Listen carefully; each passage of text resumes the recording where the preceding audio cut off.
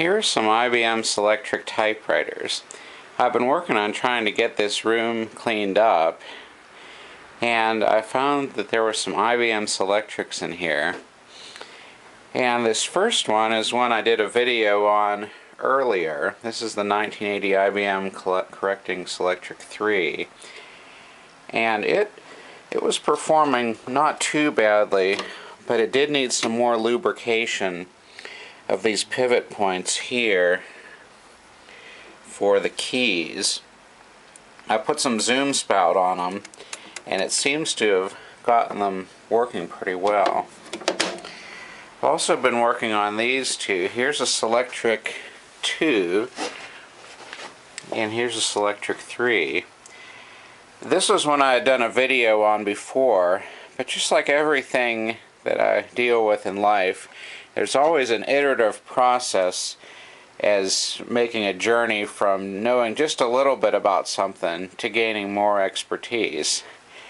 And just about all the time there's something I come across where I may have just done a little bit with it before or haven't had any experience. But I think I got pretty good technical aptitude, so I can learn pretty well about something mechanical or electronic, even if I haven't dealt with it before. But it can be a long, kind of difficult, maybe not terribly difficult in all cases, but it can be frustrating sometimes, a long process, figuring out how these things work and where the problem might be. So another thing I've found is that the World Wide Web has been invaluable, because you can really draw on other people's experience, expertise, and their problems to try to find solutions. And that's one of the things I try to do with these videos, is I've gained a lot of knowledge from people on things, and also maybe I can share some of the solutions I've had to problems and help you as well. But here are the problems. The problems with these two were poor return operation, poor carriage return. And a very valuable tip I learned from someone on YouTube, and I'm sorry I can't remember your name who commented on this, but the tip was that the platen can be removed from the Selectric typewriter without having to take the Allen screws off.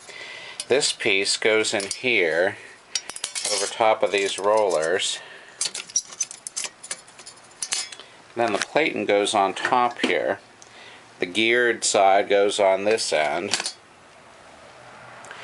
but these levers here release the platen, so you can press it down, re-engage the platen, and you have to remove the platen to get the tops off. So we did that. I figured that out. So I got the top off here, and this one was having just tons of problems. First problem was that the motor would barely start, and I knew from much experience with other motors it's probably just gummy. So I put a little LPS2 in the bearings of the motor, and then followed it up with zoom spout, and that got the motor actually running. But then this was so gummed up, just really awfully nasty gummy. Even the typing mechanism was gummy. I put some LPS2 where I could see there was friction and got everything freed up, and finally got this to where it would sort of work. I got it lubricated the pivot points for the keys so it would work. But then I was having problems with the carriage return, and this took some research on the World Wide Web, and also just some looking at these things to see where the components are. And I got some service manuals. There's a group called Golf Ball Typewriter. I don't remember exactly what it's called. It's a Yahoo group about golf ball typewriters, and it talks about Selectric typewriters, and I'll have to find out what it's called exactly. But I found some information on that about how the mechanism works for the carriage return. And I found what led me to the problem here was looking at this one, this clutch mechanism here. I found that there's a spring on here, and it was missing on this one. So I salvaged it from, well, you can't really see it. There's another one out there, another Selectric, which has a motor problem. So I thought, well, I'll get it working last. I'll get these ones first working because the motors are actually running. But there's a clutch mechanism here, and this spring here, right here, is what controls the carriage return. And this is a rotating shaft, and when the carriage return is engaged, it puts pressure on that clutch, and it actually causes it to actually causes part of that to stop. But without the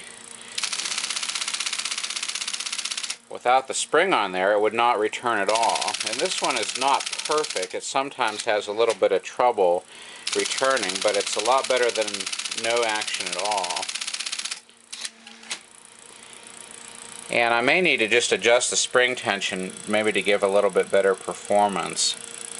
But when this, you notice here I'm pressing the express, this EXP key I also learned is called express backspace, and it just runs the carriage back without causing the paper to advance. But you'll notice here that this stops when that clutch is activated, that part of the mechanism. And that has to be working in order for the return to work. So here's this one, and this one, the spring was present, but it was really bent. See, there's the spring. The spring had been all stretched out. So I readjusted the spring tension by bending it. I mean, I guess, yeah, it was kind of bent, so I kind of bent it in such a way to give more tension. And now this one seems to be working pretty well. Hopefully it'll continue to work here for this demonstration. And it looks like it does. This one is the Selectric 3.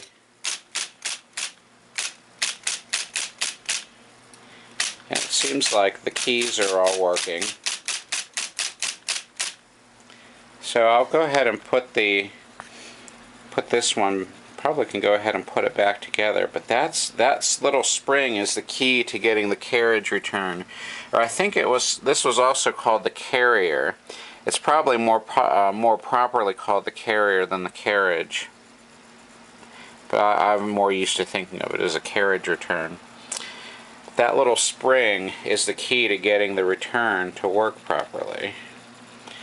I'll try and make another video showing operation of these typewriters, but I think that I've certainly learned a lot more about these, about where lubrication needs to be applied. I still have a whole lot to learn. I couldn't get the service manuals unzipped. They were in RAR format. And I tried to unzip them, but couldn't get any data. So I'll try and see if I can figure those out. But I've got these now working a lot better. Also, well, I guess I can go ahead and show this one. Here's this one. This is a smaller Selectric 2, and I took the spring out of this one because this one's motor doesn't seem to be running. So I'll have to find out what's going on with that. There's some progress on Selectric typewriter repair.